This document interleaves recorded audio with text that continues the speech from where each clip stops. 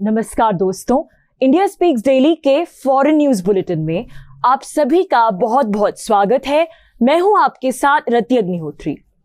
इस बुलेटिन में हम आपको लगातार जानकारी देते रहेंगे देश और दुनिया से जुड़ी तमाम खबरों के बारे में कि कैसे विश्व के भू राजनीतिक समीकरण तेजी से बदल रहे हैं और इन बदलते हुए समीकरणों के बीच भारत कितनी अहम, कितनी महत्वपूर्ण भूमिका निभा रहा है।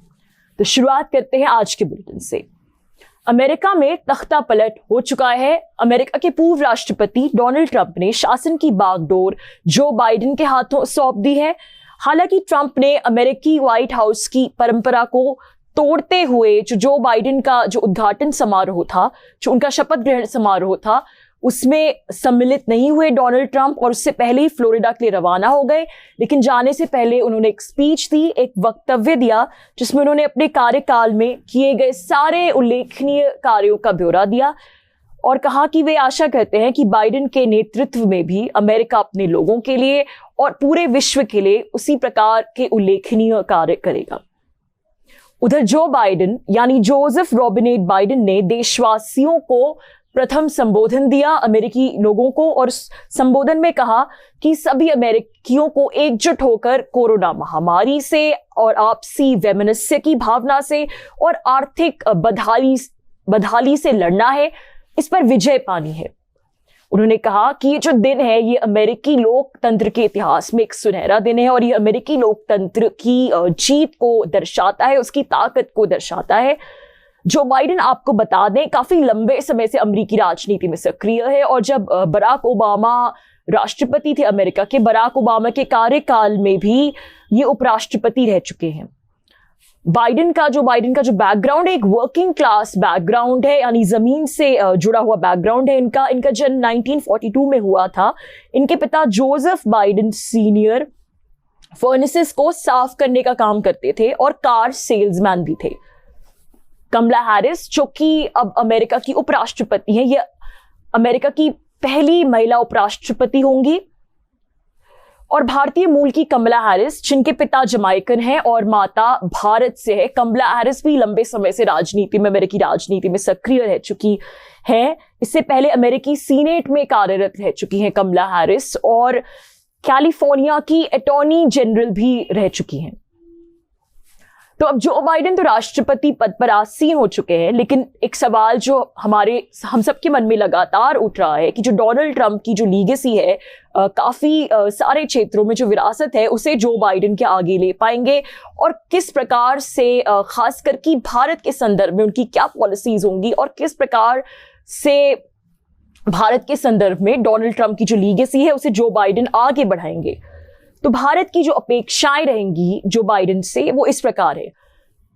सबसे पहले तो ट्रेड के क्षेत्र में, द्विपक्षीय व्यापार के क्षेत्र में, क्योंकि ये एक ऐसा क्षेत्र है जहां पर डोनाल्ड ट्रंप की जो पॉलिसीज थी, ट्रंप सरकार की, वो बहुत ज्यादा अच्छी नहीं थी, फेवरेबल नहीं थी, सकारात्मक नहीं थी भारत के लिए। उन्होंने काफी सख्ती दिखाई भारत के खिलाफ, खासकर कि द्विपक्षीय व्यापार के क्षेत्र में। और डोनाल्ड ट्रंप के कार्यकाल में भारत को जीएसपी सिस्टम यानी generalise system of trade preferences के सिस्टम से निकाल दिया गया। अमेरिका ने उसे बाहर निकाल दिया और इस सिस्टम के अंतर्गत भारत को बहुत सारे बेनिफिट्स मिलते थे। तो एक बात तो भारत चाहेगा जरूर कि जो बाइडेन सरकार है वो भारत को फिर से जीएसपी सिस्टम में रिस्टोर करे, वापस उससे जोड़े, ताकि इसके अंतर्गत $6 मिलियन के जो बेनिफिट्स मिलते थे भारत को वो दोबारा मिल सकें।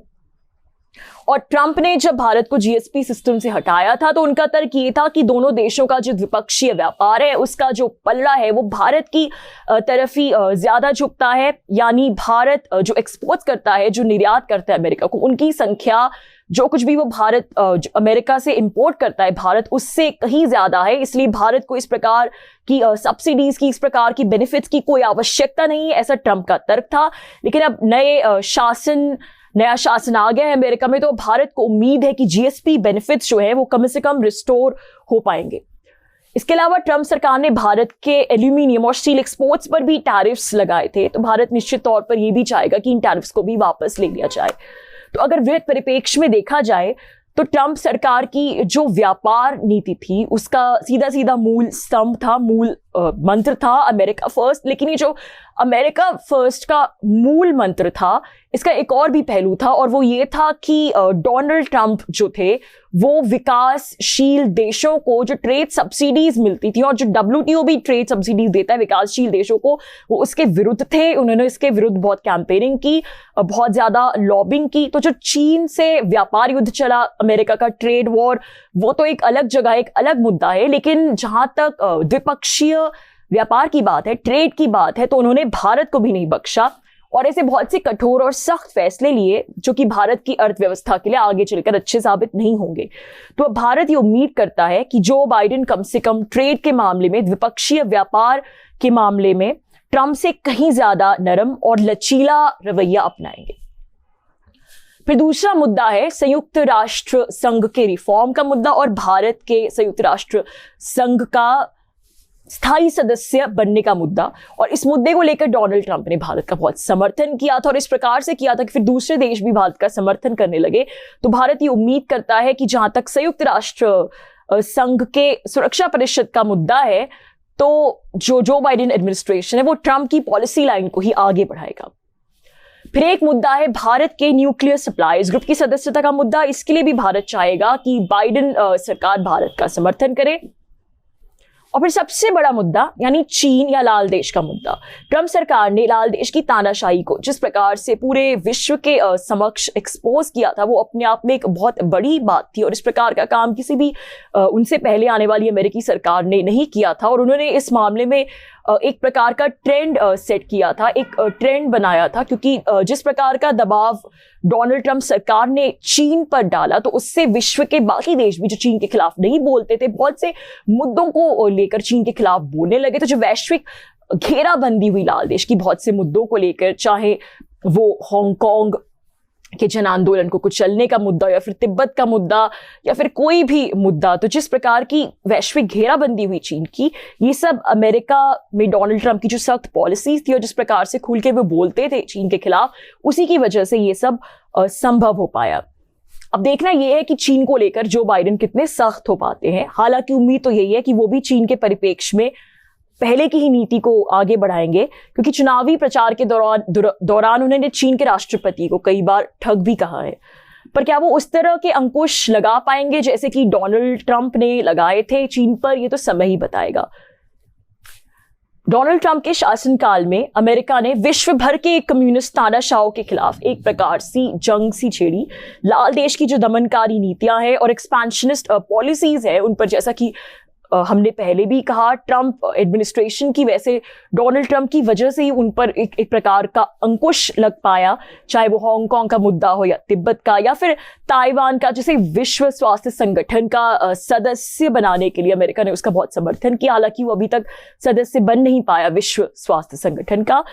तो ये सारे जो मुद्दे हैं, तो डोनाल्ड ट्रंप की इन्हीं नीतियों की वजह से ही लाल देश की बहुत सारी कारस्तानियों पर अंकुश लगे।